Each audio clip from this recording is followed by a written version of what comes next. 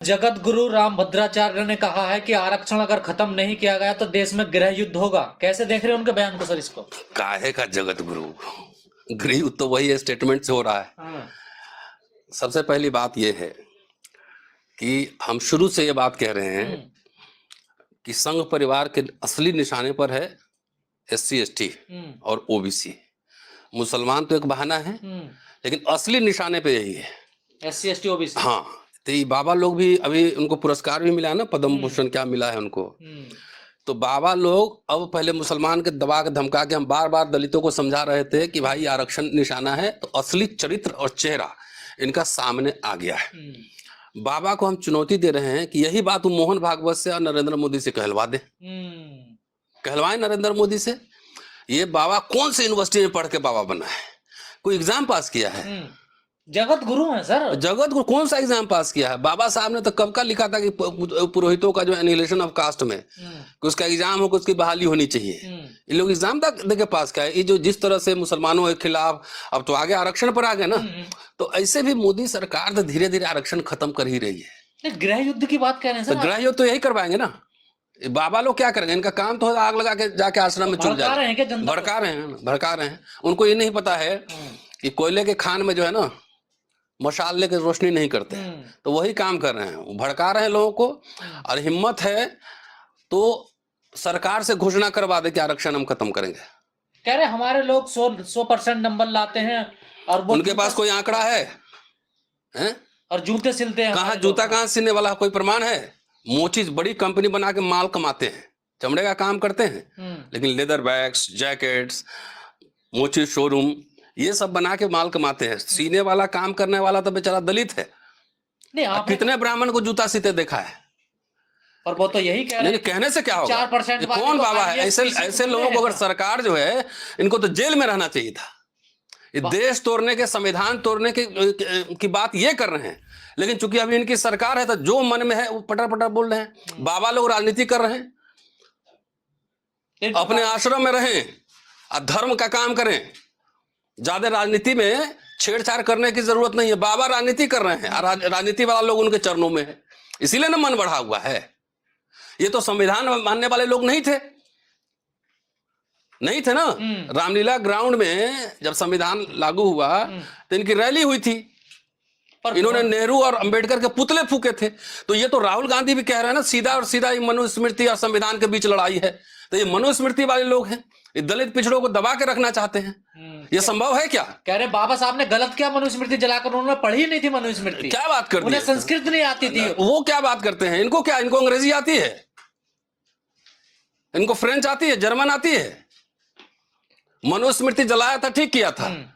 वैसा ग्रंथ जो असमानताओं को बढ़ावा देता है, उस ग्रंथ का क्या करेंगे जहां पे हमारी स्थिति अस्पृश्यों की हो? अब बिना एग्जाम पास के वो पीढ़ी दर पीढ़ी सिंहासन पर बैठ के मलाई चापते रहते हैं।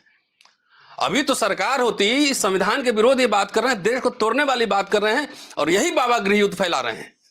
अभी इनको पता नहीं ना कि ऐसी स्थिति होगी तो क्या होगा। बगल में नेपाल में देख ही लिया है ना, बांग्लादेश में देख ही लिया है ना, और उसी दौरान ऐसा बयान दे रहे हैं। उसी दौरान दे रहे हैं ना।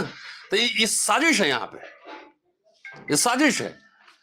मुसलमानों के खिलाफ पहले मुसलमानों को दबाया, लेकिन असली चरित्र यही था, आरक्षण खत्म करना। और वो सामने आ रहा है। आरक्षण कोई भीख है? जाके पंडित मदन मोहन मालवीय से पूछे ना ये कि साइन क्यों किए थे पूना पैक्ट पे। गांधी के सिग्नेचर है, इन्हीं के सिग्नेचर हैं। ये तो ऐसे लोग हैं जो अपने पुरखों की बात भी नहीं मानते। जात पात खत्म हो गया, छुआछूत खत्म हुआ, ये लोग बढ़ा रहे हैं, उल्टे ये बढ़ा रहे हैं। ऐसे लोगों को गिरफ्तार करके जेल में डालना चाहिए था। सर आप कह रहे हैं असली चरित्र यही है संघ का, लेकिन मोहन भागवत कह रहे हैं कि जब तक जातिवाद रहेगा आरक्षण पहले ये बाबा और मोहन भागवत दोनों ये फैसला कर ले, फैसला कर ले आपस में, और देश की जनता के सामने आए। जाके मोदी जी बनारस में सफाई कर्मियों का पांव धो रहे हैं। मैं इसी संविधान की वजह से PM बना हूं। अब बाबा लोग को बढ़ावा दे रहे हैं कि आप हल्ला करते रहो, आरक्षण के खिलाफ बोलते रहो। वैसे भी आधा तो प्राइवेटाइज कर दिया। ये तो हमारे दलित नेताओं को अभी तो इनसे जीतन राम मांझी या चिराग पासवान ठावले से जाके पूछिए ना कि उनका क्या टेक है, उनका क्या टेक है, उनसे पूछिए। जो भाजपा सरकार के सारथी बने हुए हैं, खुलेआम बाबा जो है ना भड़काऊ भाषण दिए जा रहा है। तो गृह युद्ध किस किस के बीच होगा, जरा ये बता दें। तो क्या बाबा जाएंगे गृह युद्ध में? बाबा तलवार लेकर उतरेंगे गृह युद्ध में? कौन जाएगा गृह युद्ध में? भागवत कह रहे हैं कि आरक्षण, जब तक जाति आरक्षण रहेगा, एक आरक्षण खत्म, गृह युद्ध, इनको दिखता है क्या कौन कौन लोग जाएगा? हाँ, इनको दिखाई तो देता नहीं, इनको तो शास्त्रों के हिसाब से तो इनको तो जगत गुरु होना ही नहीं, जो सिंहासन में बैठना ही नहीं चाहिए था। कह रहे हैं जिसको संस्कृत नहीं आती वो विद्वान आदमी हो ही नहीं सकता। नहीं तो संस्कृत, एक बात बताइए, जितने आरएसएस बीजेपी के जितने नेता सब हैं, उनके बच्चे संस्कृत पढ़ रहे हैं कि हार्वर्ड में पढ़ रहे हैं? लीला किसको समझा रहे हो बाबा? जितने यहाँ मिनिस्टर हैं, आईएएस ऑफिसर हैं और संघ के जितने प्रचारक समर्थक हैं, उनके बच्चे संस्कृत क्यों नहीं पढ़ रहे हैं? उनके बच्चे एनएसएस में क्यों नहीं जा रहे हैं? सिंदूर में आरएसएस के लोग तो बहुत राष्ट्रभक्त हैं, क्यों नहीं गए वहां पर?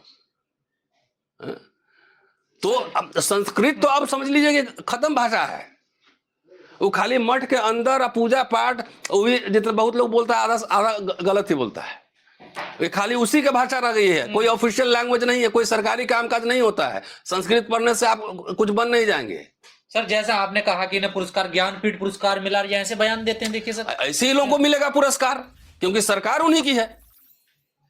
तो क्या सरकार के सारे एकदम मोहन भागवत की प्रतिक्रिया आई, नरेंद्र मोदी की प्रतिक्रिया आई, किसी की नहीं आई। नहीं आई तो क्यों? सब सांठ गांठ है ना, 100 मुंह है, एक कुछ और बोलेगा, एक चुप रहेगा, तीसरा कुछ और बोलेगा, चौथा चुप रहेगा।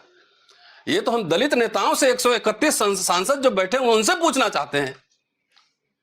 भाई मैं एक पॉलिटिकल पार्टी का मैं प्रतिनिधि हूं, लेकिन जब हमारे अस्मिता पे ही सवाल आ जाएगी तो मैं सवाल नहीं करूंगा पापाओं पर। किस बात का डर है? अगर ऐसा बयान कोई और देता है नहीं, ऐसा है ना, हम बाबा को चुनौती दे रहे हैं कि जितने प्रोफेसर वाइस चांसलर है सबकी डिग्री चेक करा ले, अब मोदी जी की ही डिग्री दिखा दे। मेरिट की बात करेंगे, मेरिट कैसे बनता है मैं नहीं जानता हूं। कुंजी लिख के तुम वाइस चांसलर बन सकते हो? कह रहे आर्थिक आधार पर आरक्षण होना चाहिए, तो ले तो लिए 10% ले तो लिए। कौन ऐसा जात है जो आरक्षण में नहीं है आज? 10% ले लिए ना? हाँ, बिल्कुल ले लिए। तो अब बिना किसी कमीशन के, बिना किसी आंकड़े के सब कुछ ले लिए। सारे मठों पे, सारे मंदिरों पर सब आपका कब्जा है। आप इतना सबको हिंदू बना रहे हैं, दलित पिछड़े को, तो जरा मठाधीश एक जगह तो बना दीजिए, शंकराचार्य तो बना दीजिए। वो तो आप लोग जाति के नाम पर। अब चलो दलित को मत बनाओ, एक अग्रवाल को ही बना दो, एक कैस को ही बना दो। अपने तो जाति का सारा आनंद ले रहे हैं। तो ये तो जिनको आरक्षण मिला सभी को टारगेट कर रहे हैं ना, सबको, पिछड़ों को भी कर रहे हैं। हाँ सबको कर रहे हैं ना, खाली दलित को थोड़ी कर रहे हैं। सर इसी बयान में कहा उन्होंने कि जो बेस्ट यूपी है वो मिनी पाकिस्तान हो गया है, उस पर ध्यान दिया जाए सरकार। तो बाबा को बोलो ना फौज लेके जाए, बाबा को बोलो फौज लेके जाए। योगी जी की सरकार है ना, दूसरा टर्म, कौन सा टर्म हुआ ये? दूसरा चल रहा सर। तो योगी जी टैंक लेके जाए वहां पे, किसने रोका है? आई बाबा लोग जो देश विरोधी, राष्ट्र विरोधी और संविधान विरोधी बयान दे रहा था, जेल में तो पहले इनको होना चाहिए था। पर ये जेल में तो जाते नहीं है, कोई और दे देता अब तो जेल में चला जाता है। तो इससे भावना नहीं आहत हुई है, SC ST OBC की भावना आहत नहीं हुई है। सबसे ज्यादा मेरिट यही है। एक सुई नहीं बनाए हैं, वो जनेऊ पहनते हैं, वो भी जो है कामगार लोग बनाता है। कह रहे हैं मनुस्मृति जो है, गपशप, जो अल्लबल गपशप, अपने ब्रह्मांड रच दो, 6 लाख साल पहले ये था वो था, कुछ नहीं था। वो सब जो अंग्रेजी आया है, इंडस्ट्रियलाइजेशन आया है, ज्ञान आया है, तब भारत तरक्की किया है। भाई एक बात बता दो ना, क्या आविष्कार है इनका? क्या आविष्कार है?